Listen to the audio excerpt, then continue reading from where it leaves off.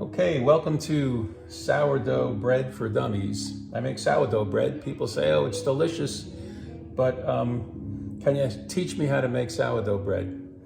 Well, I'm always happy to do that, but the reality is making sourdough bread is done over the course of several days, and most people don't have time to come here every 45 minutes, etc. So I'm gonna make these videos.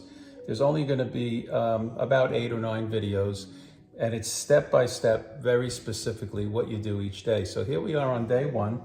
I have my starter. If you don't have starter, I could teach you in a later video how to make it. The easiest thing to do is to find someone who makes sourdough bread and ask them for just a teaspoon of starter, and you'll be all set. I keep my starter in the refrigerator. This has been in the refrigerator for probably 2 weeks, maybe a little more. Not an issue. We're gonna refresh it.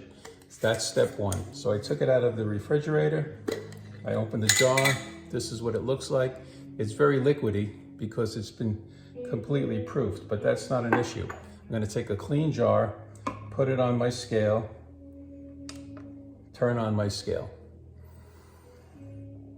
The scale is at 0.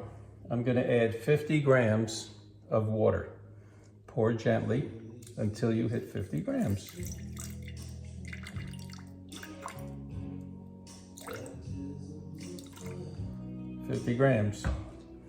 Next, I zero out the water, the scale.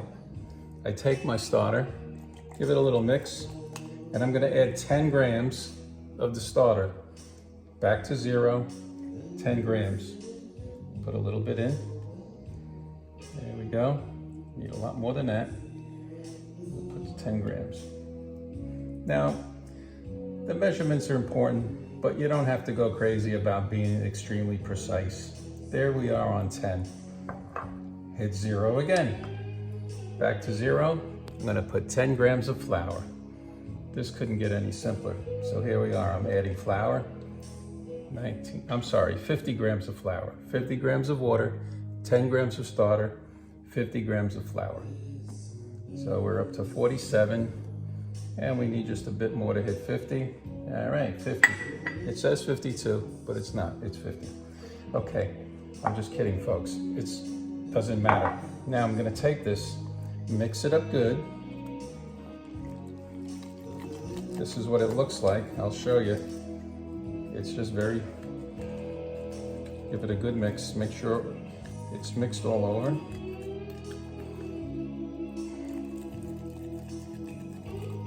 Okay, and there we go. So, I scrape the edges so you can see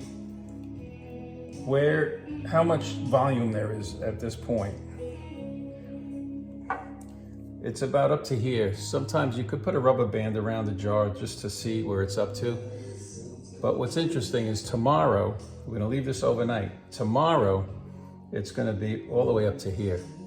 And we're gonna do that tomorrow and the next day.